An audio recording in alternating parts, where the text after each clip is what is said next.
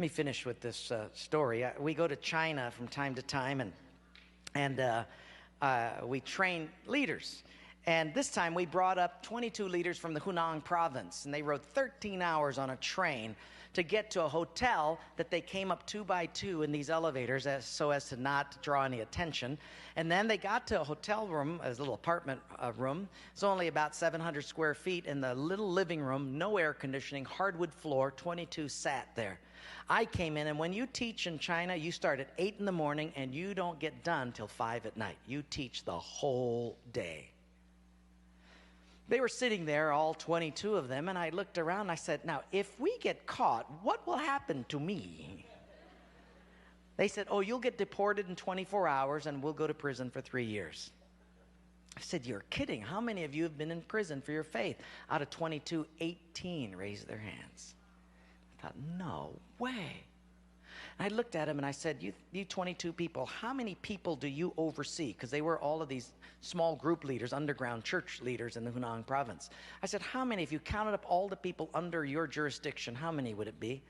And they counted them up, and they said, little over 20 million. I said, what? See, we forget there's 1.3 billion people in China.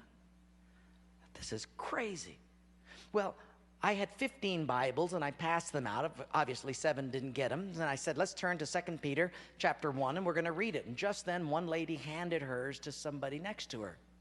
And I thought, interesting. Well, we turned there anyway, and as we started reading it, I understood why she gave it away. She had memorized the whole thing. She just recited the whole chapter. When it was done,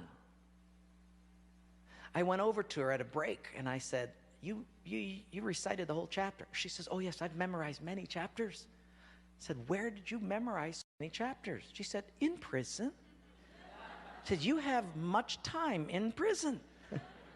So I said, but don't they confiscate the Bible? She said, yes. So people bring in scriptures written on pieces of paper, and they bring it in.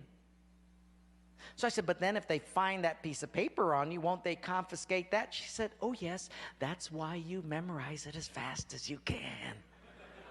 Because even though they can take the paper away, they can't take what's hidden in your heart. I thought, wow. Well, after 3 days, you fall in love with these people.